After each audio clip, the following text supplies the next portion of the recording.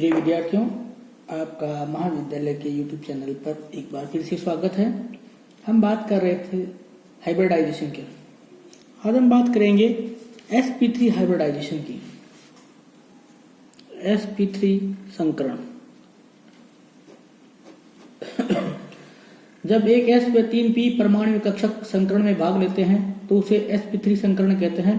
नवनिर्मित 4 समान आकृति तथा ऊर्जा वाले संकृत कक्षक चतुष्फलकीय दिशा में व्यवस्थित होते हैं और एक दूसरे से 109 डिग्री 28 मिनट का कोण बनाते हैं, जिससे कि संकृत कक्षकों में परस्पर न्यूनतम प्रतिकर्षण हो। हम मैथेन का एग्जाम्पल लेके इसको समझने का प्रयास करेंगे। CH4 कार्बन का विन्यास होता है 1s2 2s2 2p2। अगर हम बॉक्स डायग्राम बनाएं आउटर मोस्ट सेल का 2s सेल ये 2p। अगर हम इसके अकॉर्डिंग देखें तो कार्बन के पास 2 अनपेयर्ड इलेक्ट्रॉन है। इट्स मीन ये 2 बॉन्ड का फॉर्मेशन कर सकता है, लेकिन हम सभी जानते हैं कार्बन की संयोजकता 4 होती है, वह मैक्सिमम 4 बॉन्ड का फॉर्मेशन कर सकता है। तो इसलिए ये कार्बन की ग्राउंड स्टेट है। तो ये एक इलेक्ट्रॉन का उत्तेजित होकर pz कक्षक में चला जाएगा, तो हमें 4 अनपेयर्ड इलेक्ट्रॉन प्राप्त होंगे।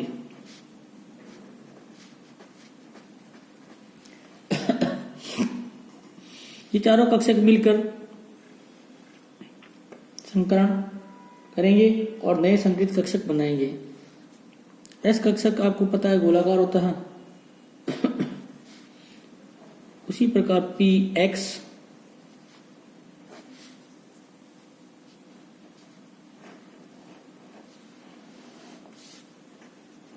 py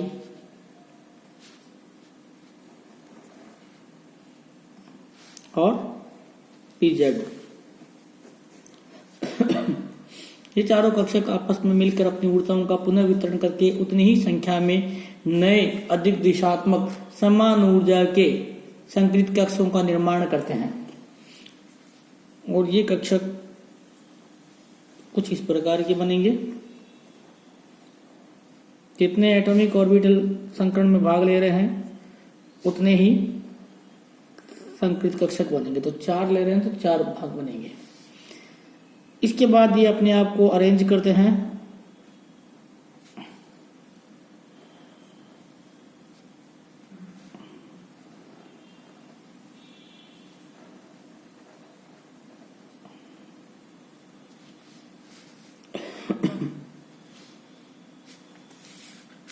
ये जो स्ट्रक्चर बनी है वो टेट्राहेड्रल की है, चतुष्फलकीय है।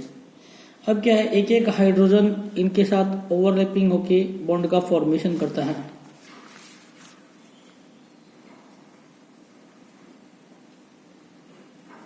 और 4 सिग्मा बॉन्ड का फॉर्मेशन हो जाता है।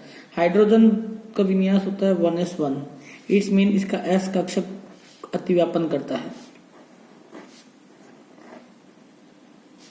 और एक सिग्मा बॉन्ड का फॉर्मेशन हो जाता है। ये कार्बन है, ये H, ये H, ये H, और हमारे पास CH4 की स्ट्रक्चर प्राप्त हो जाती है जो टेट्राहेड्रल होती है। इनके बीच का एंगल 1928 डिग्री, चारों एंगल बराबर होते हैं।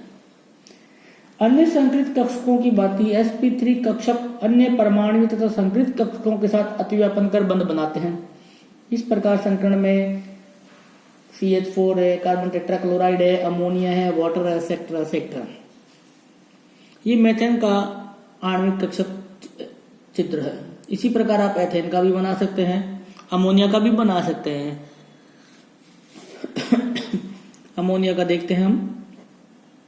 नाइट्रोजन का विन्यास 1s2 2s2 2p3। Outer most shell अगर हम देखें 2s फुलफिल्ड है और नाइट्रोजन में 3 बॉन्ड बने हुए हैं। इट्स मीन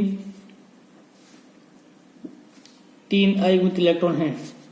ये आपस में हाइब्रिडाइज होते हैं और हाइब्रिडाइजेशन हो जाता है sp3। उसके बाद जब भी हम हाइब्रिडाइजेशन की बात करते हैं और स्ट्रक्चर की बात करते हैं, तो जब भी sp3 हाइब्रिडाइजेशन हो तो हमेशा रेगुलर स्ट्रक्चर के ऊपर एक बार जाना है आपको, और वो रेगुलर स्ट्रक्चर आपको पता है टेट्राहाइड्रल होती है।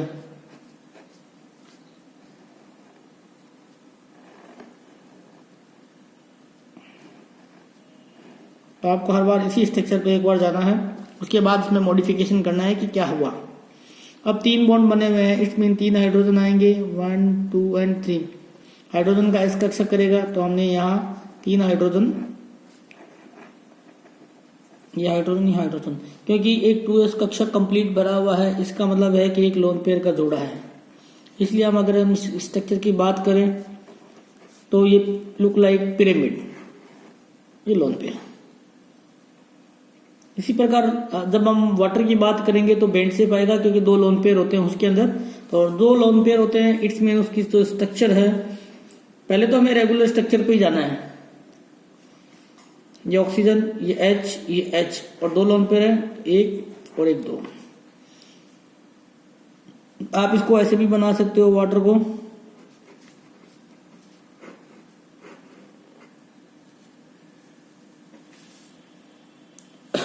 और जैसे जैसे लोन पेयर की संख्या बढ़ेगी बॉन्ड एंगल घटता जाता है। जैसे अमोनिया के अंदर ये लगभग 160 डिग्री के करीब होता है, वाटर के अंदर लगभग 104 डिग्री 5 मिनट का होता है। ये डिपेंड करता है लोन पेयर प्रतिकर्षण, लोन पेयर बॉन्ड पेयर प्रतिकर्षण और बॉन्ड पेयर प्रतिकर्षण के कारण, जिसका हम आगे पढ़ेंगे। इसके बाद बात करते हैं हम sp2 हाइब्रिडाइजेशन की। sp2 हाइब्रिडाइजेशन में क्या होता है, एक s कक्षक होता है और 2 p कक्षक होते हैं। जब एक s व 2 p कक्षक संकरण में भाग लेते हैं तो ये 3 नए sp2 संकरित कक्षक बनाते हैं। इसे sp2 संकरण कहा जाता है। इस संकरण में तीसरा p कक्षक भाग नहीं लेता है तथा असंकरित रहता है एवं तल पर लंबवत रहता है। 3 नए sp2 संकरित कक्षकों का आकार समतल त्रिकोणीय होता है तथा कक्षक परस्पर 120 डिग्री का कोण बनाते हैं, जहां प्रतिकर्षण न्यूनतम होता है। असंकृत p कक्षक कार्बन के पास बचा रहता है तथा दूसरे कार्बन के असंकृत p कक्षक से सहपार्श्वीय अतिव्यापन कर पाई बॉन्ड का निर्माण करता है। इस तरह का संकरण एथीन, BF3, BS3 एक्सेट्रा में पाया जाता है। अगर हम देखें एग्जाम्पल, S कक्षक गोलाकार होता है प्लस PX और PY भाग लेते हैं, जबकि PZ कक्षक असंकरित रहता है, वो इसमें भाग नहीं लेता है।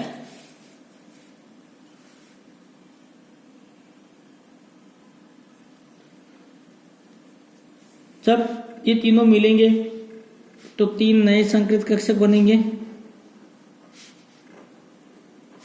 और ये तीनों इस प्रकार अरेंज होंगे कि इनके बीच में न्यूनतम प्रतिकर्षण हो। तो 120 डिग्री एंगल पर ये तीनों अरेंज हो सकते हैं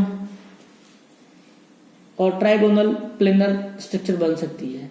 इसका मतलब जब भी sp2 हाइब्रिडाइजेशन होता है तो शेप है, रेगुलर शेप है, वो हमेशा ट्राइगोनल प्लेनर रहेगी। अब हम एथिलीन की बात करते हैं, ऑर्बिटल रिप्रेजेंटेशंस ऑफ एथीन।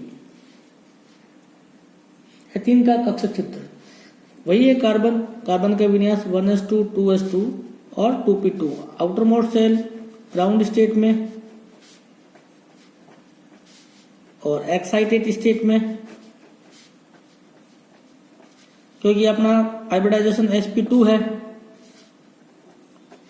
तो एक s कक्षक और 2 p कक्षक मिलेंगे। ये जो तीसरा कक्षक है pz, ये असंकरित रहता है, संकरण में भाग नहीं लेता है और तल के लंबवत रहता है। और जब ये संकरण की बात करते हैं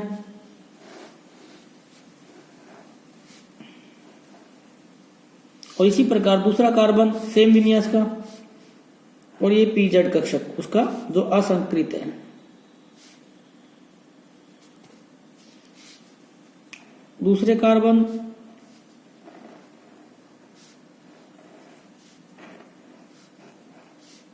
ये pz जो असंकरित है।